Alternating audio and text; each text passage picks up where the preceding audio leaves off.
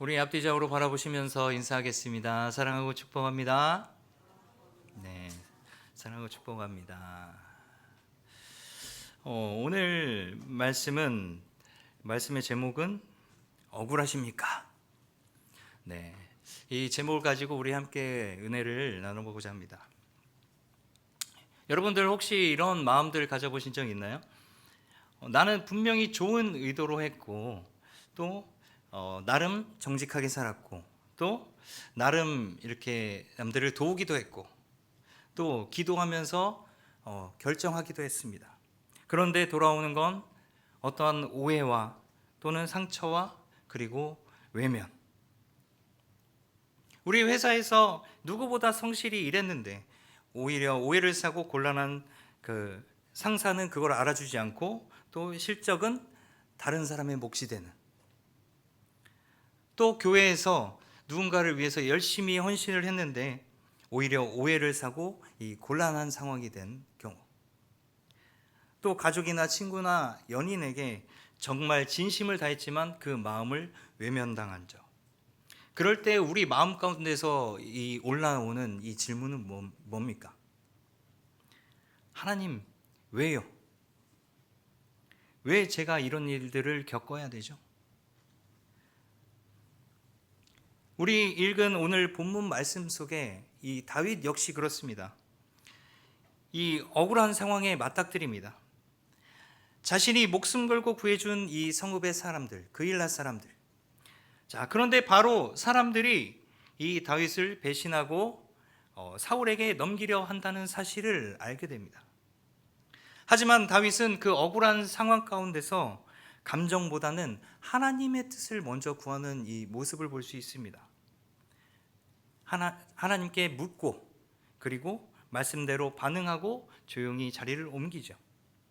오늘 말씀 가운데서 이 다윗의 모습을 통해서 우리는 이 억울함을 당할 때 이 믿음으로 반응하는 그 삶을 이 안에서 함께 배웠으면 좋겠습니다. 그리고 그 안에 감춰진 하나님의 인도하심과 보호하심, 그것을 우리가 깊이 묵상하는 시간이 되길 소망합니다. 네, 이 말씀 가운데서 하나님께서 나타내고자 하시는 이 첫 번째 뜻은 하나님께서는 언제나 항상 기도의 길을 예비하고 열어두신다는 것입니다. 우리 6절 말씀에 보면 아히멜렉의 아들 아비아달이 그일라 다윗에게로 도망할 때에 손에 에봇을 가지고 내려왔더라. 자, 사울에게 제사장 가문이 이제 몰상당했을 때, 그때 유일하게 살아남은 이 아비아달이 다윗에게로 도망쳐 옵니다. 그리고 그는 에봇, 즉 하나님의 뜻을 묻는 이 제사장의 도구를 가지고 있었습니다. 이 장면은 우리에게 아주 중요한 메시지를 전달해 줍니다. 다윗은 지금 어떤 위치입니까? 도망자의 신세를 지내고 있습니다. 아무도 또한 그를 지지해 주지 않습니다. 그러나 하나님께서는 그에게 이 에봇을 보내주십니다.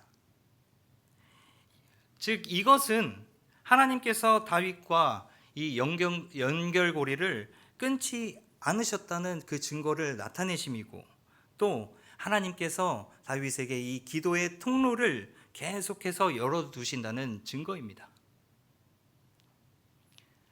그래서 이것을 통해 우리가 생각해 볼 수 있는 것은, 우리가 억울한 상황에 있을 때, 난처한 상황에 있을 때, 그럴 때 우리의 마음 가운데는 어쩔 때 또 그때 간절한 마음으로 기도합니다. 그런데 우리에게 그 기도는 뭔가 끊어진 것 같고, 그리고 하늘의 그 문이 닫힌 것만 같고, 뭔가 막막한 상황 가운데 계속 느껴지는 그런 느낌들이 있습니다. 하지만 하나님께서는 이 말씀 가운데 우리에게 말씀하십니다. 그렇지 않다는. 하나님은 언제나 우리를 향한 그 대화의 문을 항상 열어두고 계신다는 거예요. 때로는 이 공동체 안에서 그 믿음의 친구, 또 때로는 말씀의 그 묵상 시간, 또 때로는 정말 한 줄의 그 찬양의 가사라도 하나님은 우리의 영혼이 하나님께 온전히 향할 수 있도록 그 길을 열어주신다는 겁니다. 그래서 이 시간 우리는 스스로 우리에게 질문을 해봤으면 좋겠습니다. 지금 나는 하나님께 묻고 있습니까? 또 나의 억울함과 그 난처한 상황 가운데서 하나님의 뜻을 구하고 있습니까? 우리는 우리의 신앙들을 지켜나가기 위해 끊임없이 그런 질문들 속에서 해답을 얻습니다. 그리고 그 답이 언뜻 하나님의 뜻처럼 보이지만 사실은 나의 욕심일 수도 있다는 것을 기억해야 합니다. 우리 7절부터 말씀을 또 보게 되면 사울이 이르되 하나님이 그를 내 손에 넘기셨도다. 그가 문과 문빗장이 있는 성읍에 들어갔으니 갇혔도다. 자, 사울은 다윗이 이 성 안에 있다는 정보를 듣고 또 그것을 하나님의 응답이라고 해석을 합니다. 자, 그러나 우리가 이것을 그냥 언뜻 봐도 알 수 있듯이 이것은 철저하게 자기 욕심이 담긴 해석일 뿐입니다. 이 본문 가운데 사울이 하나님께 묻지 않았음을 분명히 얘기해 주고 있는 거예요. 사울은 자신의 감정, 자신의 생각, 이것을 마치 하나님의 뜻인 양 포장하는 이 모습, 이것은 정말 위험한 것이죠. 이게 위험한 이유는 하나님의 이름을 빌린 자기의 그 확신, 이것은요 많은 사람들을 파괴하는 종교적인 이 무기가 될 수 있습니다.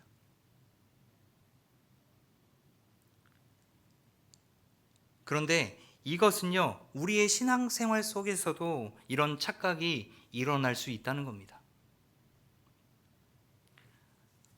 우리는 흔하게 이렇게 생각할 때가 많습니다. 하나님이 나에게 이렇게 말씀하신 것 같다.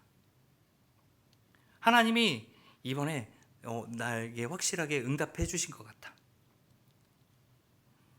자, 그렇지만 실제로는 내 감정이 먼저일 때 이게 하나님의 인도야. 그러면서도 한 가지 놓치는 것이 있죠. 바로 이 성경 말씀에 비춰보지 않을 때. 이럴수록 우리는 더 조심히 하나님의 그 말씀 앞에 서야 합니다. 이 말씀이 없이 해석하는 이 확신은 언뜻 보면 경건의 모습처럼 보이지만 사실은 정말로 위험한 독입니다.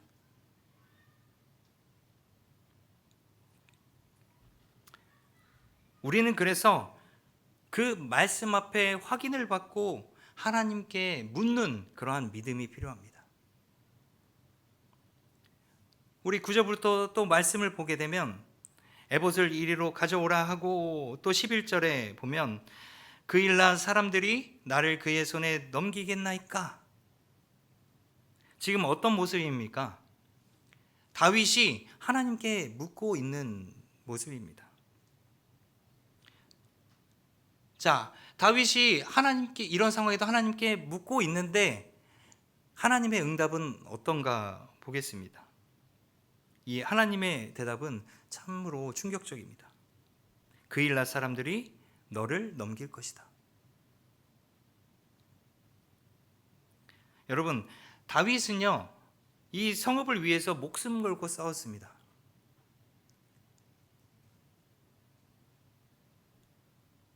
정말로 그의 그 헌신적인 자세로 인해서 이 목숨 걸고 싸워서 그들을 구해줬지만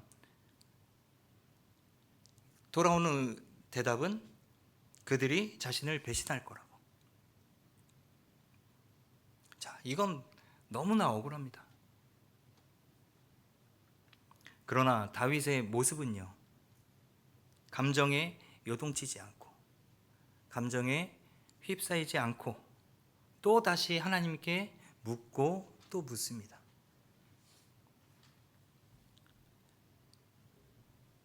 이전에 다윗의 질문의 방향은 하나님 왜요가 아니라 하나님 제가 어떻게 해야 할까요?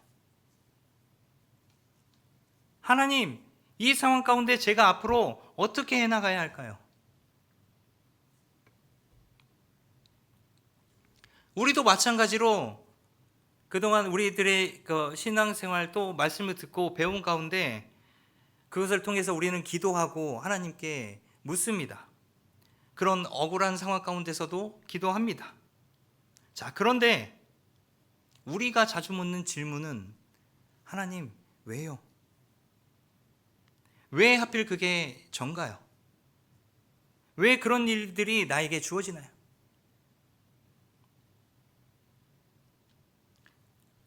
하지만 하나님은 그 많은 경우에 왜? 라는 질문에 응답하지 않으십니다. 우리가 여기서 생각해 볼 더 중요한 질문은 뭐냐면 하나님, 이 상황 가운데 내가 어떻게 반응해야 할까요?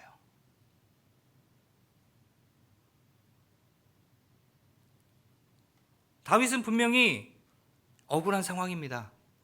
그가 가진 화, 분노, 감정을 그대로 터뜨릴 수 있는 상황입니다. 그러나 우리는 여기서 다시 한 번 더 우리 가운데 스스로 묻습니다. 감정을 터뜨릴 것인가? 아니면 하나님을 신뢰하고 믿는 믿음으로 움직일 것인가? 이 질문이 우리의 그 신앙의 깊이를 결정하고 나타내 줍니다. 자, 13절을 볼까요? 다윗과 그의 사람 600명가량이 일어나 그 일날을 떠나서. 자, 다윗은요 하나님의 그 응답을 듣고 어떤 모습입니까? 더 이상 따지지 않습니다. 그리고 그 자리를 떠나게 됩니다. 다윗은 이 사람들이 나를 어떻게 이럴 수가 있어? 이 사람들이 어떻게 나에게 이럴 수가 있어? 라는 그런 생각을 가지고 하나님께 원망하는 모습도 보이지 않습니다. 그 억울함을 품고 사람들을 정죄하거나 또 그 성을 저주하거나 그런 모습을 보이지 않습니다. 그리고 하나님께서 말씀하신 대로 조용히 이동합니다. 이 모습을 보면 언뜻 별것 아닌 것처럼 보일 수 있지만 바로 이것이 믿음의 순종입니다. 사랑하는 여러분, 우리의 억울함을 풀기 위해서 그것을 끝까지 붙잡고 놓지는 못하고 있지는 않습니까? 때로는 해명하지 않는 것이 또 때로는 설명하지 않는 것이 하나님의 뜻에 순종하는 것일 수도 있습니다.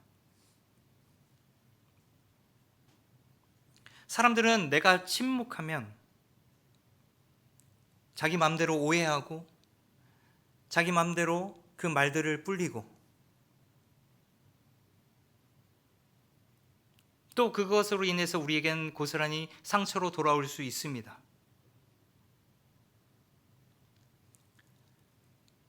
그런 상황일지라도 남들은 그 진실을 몰라줄지라도 오늘 말씀 가운데 하나님께서는 말씀하십니다. 나는 안다. 하나님은 모든 걸 알고 계십니다. 그 억울한 자리에서 조용히 떠나는 그 믿음, 그것은요 하나님을 온전히 바라보는 그 시선만이 가능한 것입니다.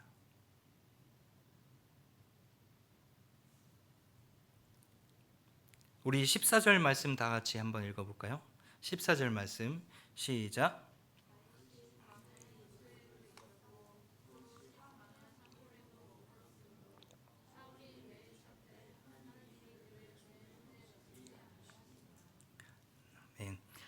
사울이 날마다 그를 찾되. 자, 이 매일이란 날마다라는 표현은 이 사울의 그 집착의 모습을 보여줍니다. 끊임없이 공격과 그 위협 속에서 다윗은 어찌 보면 위태한 모습 가운데 있지만 성경은 단호하게 얘기하고 있어요. 하나님의 말씀은 단호하게 얘기하고 있습니다. 어떻게요?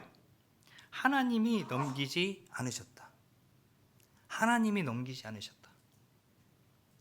자, 이 짧은 구절이 오늘 말씀의 핵심입니다. 즉, 어떤 말이냐면 하나님께서 지키시면 이 세상이 우리를 아무리 흔들어도, 이 세상이 아무리 요동쳐도 우리는 절대 무너지지 않는다는 것입니다.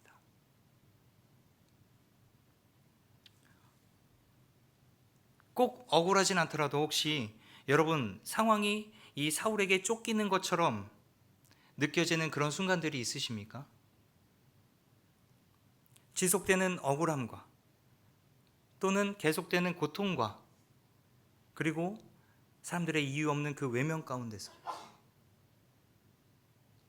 그런 모든 순간 가운데서 여러분 꼭 기억하세요. 하나님은 절대 그 상황을 그저 넘기지 아니하십니다. 그리고 하나님의 손에 붙들린 자는 결코 쉽게 무너지지 않습니다.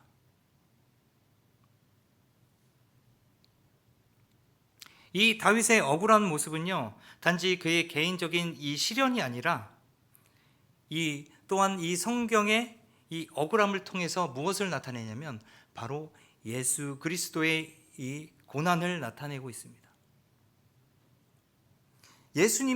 우리 예수님도 억울하게 잡히셨습니다. 죄가 없으신 분이시지만 그 죄인으로 몰려서 재판을 받으시고 십자가에서 외면을 당하셨습니다. 하지만 어떻습니까? 그 억울함이 바로 온 인류를 구원하는 그 구원의 길이 되었습니다.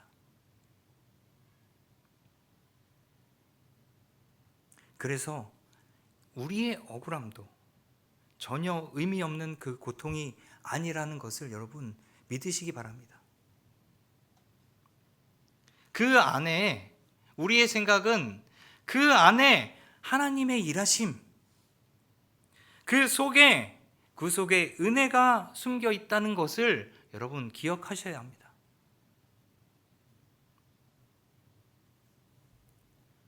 그래서 한번 여러분 따라해 보겠습니다. 억울함은 내 믿음의 시험대입니다. 여러분, 억울함은 내 믿음의 시험대입니다. 억울할 때 내 입술은 누구를 향해서 열리고 있습니까? 남을 원망하는 입술입니까? 아니면 그 상황에 놓인 나 자신을 한탄하는 입술입니까? 사람에게 열리나요? 아니면 하나님께 의지하고 있나요? 또는 나의 감정이 먼저인가요? 아니면 기도가 먼저인가요? 아니면 그것을 오해를 풀기 위한 해명이 먼저인가요? 아니면 조용히 묵묵하게 순종하는 모습인가요? 하나님은 이 다윗의 억울함 속에서 그를 다듬어 가셨습니다. 그리고 그 광야를 통과한 자에게는 그 광야를 통과한 이 다윗에게는 왕의 자리를 맡기셨습니다. 사랑하는 여러분, 지금 내가 겪는 그 억울함이 바로 하나님께 쓰임받기 위한 그 믿음의 연담일 수 있습니다. 여러분 그 사실을 꼭 기억하시고 하나님을 믿고 신뢰하는 우리들의 그 믿음이 필요합니다.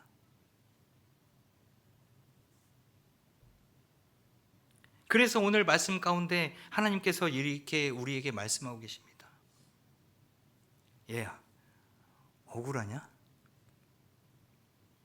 그러나 내가 다 안다.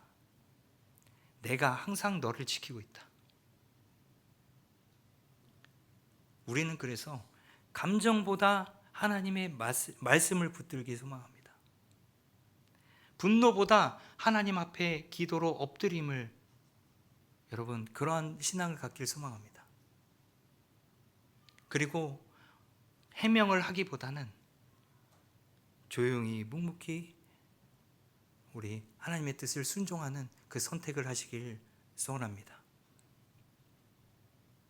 하나님은 그 억울한 자리를 분명히 회복의 터전으로 바꿔주실 줄 믿습니다. 그리고 그 억울함이 여러분을 더욱더 한 단계 성숙하게 하는 계단으로 바꿔주실 줄 믿습니다. 분명히 그러실 수 있는 분이십니다. 하나님을 믿고 신뢰하십시오. 분명히 믿으십시오. 그리고 간절히 기도하십시오. 그리고 그 말씀 앞에 순종하십시오. 분명히 하나님께서는 우리들의 삶을 지키고 인도해 주시리라 믿습니다. 그런 고백을 통해서 시편 기자는 121편을 통해서 이렇게 고백합니다. 하나님은 나를 지키신다. 우리 다 같이 찬양 고백하고 기도할 텐데요. 우리 이 찬양의 가사의 고백처럼 하나님은 항상 나를 지키신다. 어느 곳에서든지 나를 보호하시고 인도하시는 분이다 라는 것을 우리가 믿음으로 고백하는 시간이 되길 소망합니다.